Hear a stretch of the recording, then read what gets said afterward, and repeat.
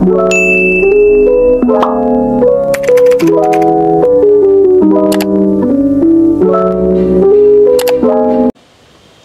hi guys! Welcome back to my YouTube channel. So for today's video, meron akong release na 2025 Expander GLX Automatic. So by the way, one-day process nga lang pala yung naging transaction namin ni client. So from Isabela pa nga pala sila guys. So maraming napag-inquiran si sir, even sa mga provincial dealers na malapit sa kanila. Pero still, dito pa rin sila nag-avail sa atin sa Mitsubishi Abad Santos. So ngayon papakita ko sa inyo kung anong unit yung inavail ni client. So, oo nga pala, si sir ay isang seaman. Tapos, sa September 18, embarkation niya na. So, babalik na ulit siya sa ibang bansa. Good thing na ihabol natin itong kanilang unit. So, tara guys, papakita ko sa inyo. So, hi guys! Ito nga pala yung unit na i-release natin. 2025 Expander GLX Automatic. So, by the way, yung client natin is from Isabela pa. And na-avail nila yung offer natin na 40,000 all-in down payment. Pero since guys, outside Metro Manila sila, meron tayong minimal na bank out of town charge. Pero by the way guys, sabi nga ng client ko, nag-inquire na rin sila sa mga malalapit na dealers within their area. Pero still, napakalaki ng difference dahil dito mababa na yung down payment. Napakadaming previous pa yung ibibigay natin. So, for the meantime guys, habang naghihintay tayo na matapos yung release, ipapakita ko na rin muna sa inyo itong ating unit and i-demo ko na rin siya sa inyo para just in case na gusto nyo mag-avail ng ganitong unit 2025 Expander GLX Automatic, malaman nyo na kung ano-ano ba yung mga features nito. So by the way guys, yung color pala na na-avail sa atin ni client is Blade Silver Metallic. Actually, hindi ito yung first option nila dahil ang gusto sana nilang kulay is Quartz White Pearl. Pero since limited na nga lang yung time and malapit nang umalis si sir, nag-come up sila sa idea na i-avail na lang kung ano yung available na units during that time. Actually guys, ginawan lang natin ito ng paraan para maihabol na ma-release nila. So by the way, kung sa GLS guys, naka DRL siya, dito naman sa Expander GLX manual, meron na siyang positioning lights. Tapos yung ating headlight, guys, halogen pa rin siya for the GLX. When it comes naman sa ating fog light, halogen pa rin yung ating fog light. Ayan. So tara guys, dito naman tayo sa site. Tignan natin, hiramin muna natin kung ano ba yung itsura ng susi nitong ating Expander GLX. So by the way guys, pagdating pala sa side mirror ng GLX na automatic, yung side mirror natin is body color. So hindi siya naka-chrome compared with our GLS automatic. So same with our door handles, ayan, body color din siya. And ito pala guys, yung key fob ng ating Expander GLX. So ayan siya. Ayan. Pwede nyo rin siyang i-lock and unlock using this key fob. So, kapag nilock natin, hindi siya nagre-retract compared with our Expander GLS. Ayan guys, binibigyan ko na rin kayo ng idea kung ano-ano ba yung pinagkaiba rin nila ng ating Expander GLS automatic. Susi natin guys, ano lang siya, meron lang siyang remote para sa lock and unlock. Pero dito, kailangan pa din natin siyang susian just in case. Ayan. So, tara guys, pasok tayo sa loob. Ay, nakalock pala. So, unlock lang muna natin using the remote. Ayan. Tara, pasok tayo sa loob guys. Ito, Joby, pakita mo muna kung ano ba yung meron sa loob ng ating Expander GLX Automatic. Ayan. Ito yung interior guys ng ating Expander GLX. Ayan. Dito tayo sa loob ng unit. Ito yung controls ng ating mga side mirrors, left and right. Wala lang siyang auto retract. Ayan. Ito naman yung ating steering wheel. So, 3-spoke siya. Then, meron na rin siyang cruise control. On the other side, equipped na rin siya ng voice command function. Ayan guys, di pala nakikita. Voice command function with hands-free button. Ayan. Ito yung interior ng ating unit and ito yung ating dashboard. So actually, dalawa yung option ni sir. Yung unang option talaga nila is Expander GLX. GLX talaga, GLX. So, naghihintay lang din kami ng unit sa GLS just in case para yun na lang din yung kukuhanin sana nila. So, maganda yung ganun guys. Meron kayong mga second option sa kulay, sa unit. para if ever na nagmamadali kayo, makuhanan kagad natin. Ayan. Kasi may mga instances talaga guys na nakadepende yung unit sa ating stock position. Yung expander pala natin guys is 4-speed na automatic transmission. So, sa GLX hindi siya naka electronic parking brake, naka-traditional lever pa rin tayo dito. Ayan. Ito naman yung ating second row. Ayan. Guys, tinitiis natin yung init dito para mabigyan kayo ng idea kung ano ba yung unit na makukuha nyo just in case. Ayan. So, yung ano natin, seat material for second row, hindi pa siya for expander GLX, hindi pa siya naka-leather seat, even the GLS. So, yung naka-leather seat lang sa atin is expander cross. Ayan, pero high quality fabric din naman yung GLX natin. So, ayan si Joey Boy, nanggugulo siya. Ginugulo niya ako mag-video, guys. Binabantayan niya ako pati sa pag-video. Masyado siyang clingy. Yan. Dahil charot lang guys, tinutulungan niya kasi ako. Yan. So, ito yung ating overall unit. Dahil si Joey ay nakikialam, ipapakita niya kung paano ba i-full flat yung ating expander. Yan. So, dalawa na kami guys dito Join force na. Ayan. So, pinapakita niya ngayon kung paano i-full flat yung ating mga upuan. So, ayan. Ito, naka-fold na yung ating third row. Joey, pa-fold naman ako ng second row. Ayan. Ayan, meron na rin siyang cuff holders, guys. Very supportive si Mr. Joey Boy Palaboy ng Mitsubishi Abad Santos. Napakarami niya ng release for the month of September. Actually guys, pang 10 release ko na rin to for the month of September. So thank you so much sa aming mga clients. Ayan guys, naka full flat na yung ating mga upuan. Ayan. Si Joey Boy Palaboy na very supportive. Imagine guys 40,000 all-in down payment lang yung na-avail nila client. Tapos meron pa tong mga exclusive freebies na pwedeng na ipamimigay natin sa kanila. Mamaya makikita nyo kung ano-ano ba yon. Joey, pa-check naman pakita natin sa kanila kung saan nakalagay yung ating mga tools. Dito po. Wait lang guys. So, ayan, dito sa side, para just in case, sa mga nakapag-avail na ng expander and walang idea kung nasaan yung mga tools ng kanilang sasakyan, ayan, dito po siya located. So, ito yung mga basic tools na kasama ng inyong unit. So, ayan. Yan, guys. Tapos, para ibaba naman yung ating spare tire, go, Joey. Mahirap.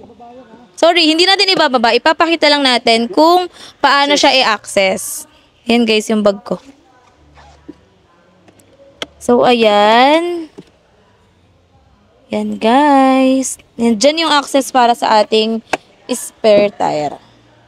So, thank you sa pagtulong Mr. Joey Boy Palaboy. Ayan. So, ayan guys, para sa mga gustong mag-avail nitong ating 2025 Expander GLX Automatic, for as low as 40,000 all-in down payment, sobrang init guys. For as low as 40,000 all-in down payment, pwede nyo na siyang ma-avail and marami pa tayong mga exclusive freebies na ipinamimigay. So, paano ba mag-avail? I-message nyo lang ako sa Facebook account ko, Christine Salazar Olimba, at sasandan ko kayo ng online application form. So, by the way, yung naging transaction namin ni client, again, is 1-day process only. So, kung kayo ay isang BDO depositor or valued client ng BDO, mabilis lang natin mapapa-approve ang inyong account. So, isa pa guys, first time mag-auto loan nitong ating client. So, approve kagad sila sa ating BDO auto loan. So, shout out sa aming officer sa BDO. Thank you so much dahil mabilis na approve yung ating mga valued clients. Ayan. So, napakadami naming available units dito sa aming dealership, guys. Papakita ko sa inyo. Ayan. Meron tayo ditong Expander GLS na green bronze metallic. Meron ding Expander GLS na quartz white pearl. Ayan. Yun yung ating GLS. Tapos, meron din tayo dito ng Expander Cross na Sunrise Orange. Madami din tayo guys na Mirage G4 for as low as 0 down payment. So, ayan, napakadaming expander cross. Marami akong clients na naka-reserve for the expander cross. Ayan. Quartz white pearl guys. Then, hanap tayo if may available na Montero dito sa aming stockyard. Wala tayong Montero. Pero for Montero manual, nag-offer tayo 0 down payment pa din guys. Extended pa rin ang 0 down payment. So for L300 guys, 25,000 all-in down payment with free 2 months amortization. Ayan. So para sa mga gustong magdagdag ng units or para sa mga business nila, pwedeng-pwede sa inyo itong ating L300. So ano pong hinihintay nyo guys? Message nyo lang ako, Christine Salazar Olimba, or sa aking cellphone number 0933-561-5981. So, available yan sa WhatsApp, Viber, Boteam, and Telegram. Yan. So, meron din tayo dito guys na, meron tayong Montero na Blade Silver Metallic. So, para sa mga gustong mag-avail ng Montero manual natin, 0 down payment. And for the Montero GLS, 99,000 all-in down payment. Doon sa gilid, meron tayong X4. So, wala pa tayong client ng X4 guys. So, hopefully, within this month, magkaroon tayo ng client. So, for the X4, 29,000 lang yung down payment natin. So, mag-avail na kayo. Yan. Napakadami nating unit. Ito guys, so X-Force GLS. Yan. So, sa mga naghahanap ng X-Force, marami kaming available unit. Yan. Makikita nyo yung difference ng X-Force sa Expander. Yan guys. Kayo na ang humusga. Ano bang mas gusto nyo? X-Force or Expander? So, yung X-Force natin is 5-seater lang, while the Expander is 7-seater.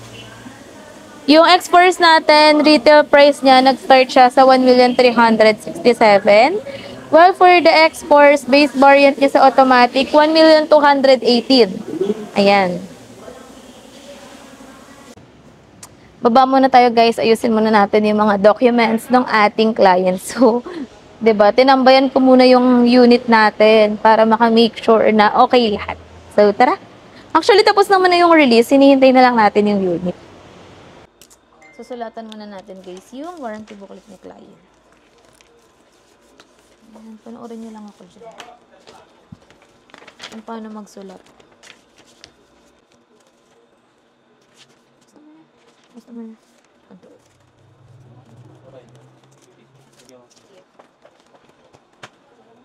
So by the way guys, ang kinaganda dito sa dealer namin, nag-offer kami ng extended warranty. So, what do you mean by extended warranty? Instead of 3 years lang yung warranty ng unit nyo, magiging 5 years siya. For other details, i-discuss ko na lang sa inyo sa araw ng release.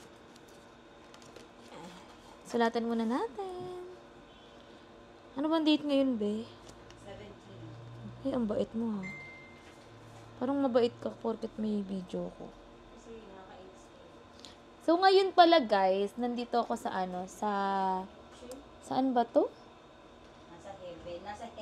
Nasaan ba ako guys? Charot. Nandito ako ngayon sa LTO department namin. Kung makikita nyo, wala na yung mga plaka dito. Wala kaming backlog. Usually yung mga plaka dito, yun lang yung mga na-repossess na, yung di na hinulugan, ganyan. Nahatak na ng bangko. Pero the rest, kapag nagkaroon ng plaka, binibigay kagad namin sa client. So, naman natin, acknowledge natin yung galing ng aming yan, LTO officer. So guys, napakagaling ng aming LTO officer dahil kung makikita nyo, ayan, wala kaming plaka, hindi kami nagkakaroon ng stock ng plaka dito. So, ayan, acknowledge natin siya. Sana magkaroon siya ng increase ng trabaho. Guys, trabaho yung dadagdag sa kanya, hindi sweldo. Dahil masipag siya, trabaho. So, ayun nga. Mitch, baka may masashare ka dito sa vlog ko. Nauubo ko, guys. Ito, may sinasabi siya, guys. Wait lang. Pakinggan nyo. Ayan. Anong sinasabi mo, ma'am? Yung mga plaka po, pag Wait lang po. Ayan, ma'am, anong masasabi mo sa mga clients na hindi kumukuha ng plaka? Please lang pakikuha na po yung plate. Kasi if ever na hindi niyo siya maklaim sa LTO, kung saan siya na-register, doon niyo na siya i-claim. So, Yun. Guys, Para yes. sa own inconvenience nyo. Guys, tama si Ma'am Mitch kasi yung dealer namin, wait lang, wala kayong nakikita dyan.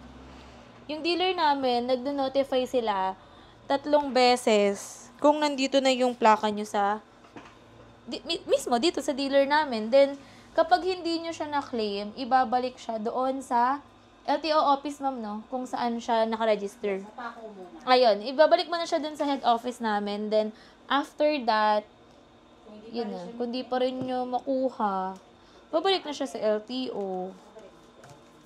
So, sayang naman guys, ba't ba hindi nyo kinukuha yung mga plaka nyo? Kasi yung iba nga, ilang years na wala pang plaka eh. So, let us all be responsible. So, kapag naman mga client namin, pinapadala kagad namin yung plaka, ay kung provincial yung mga clients namin, pinapa-LBC na lang namin. So, issuehan nyo lang kami ng, what do you call that? Ayun, authorization letter para ma-claim namin yung plaka nyo dito sa aming dealer. Then, send nyo lang ulit sa amin yung mga address nyo para mapadala namin. So, ganun yung ginagawa namin sa mga clients namin, guys. Para at least, syempre, binayaran nyo guys sa amin, hindi lang pagkuha ng unit, even after sales. Tama ba, ma'am? Very good ka dyan. Oo, diba? Kapag mga ORCR din, ganun din, syempre, dapat tayo yung nag-aano kay client, nag-update kung meron na. Magkaroon tayo ng initiative na mag-message sa kanila na available na yung ORCR nila, yung plaka nila. Kasi 'di ba nung during negotiation tayo yung makulit, tapos kung kailan na-release na, wala na tayong paramdam. So, hindi tayo ganun, guys. Yun yung maipagmamalaki natin. Even si Sir Joey Boy Palaboy. Ayan. So, ang dami kong chika, guys. Wait lang. Tatapusin ko lang ito sulat ko. So, tara, guys. Bibigay na natin yung mga docs ni client. So bababa na tayo. Bigay natin yung mga mag kay client. Ayan. Ang hirap mag-vlog, guys. Sana na-appreciate nyo kami minsan. Charot. Ayan. Let's go. Dahil sobrang hirap mag-vlog, hindi siya biro. Tara na tayo kay client. Let's go. Tara na. Okay. Sir, dito naman kayo sa kabila. Ako naman dito. Wait lang, be.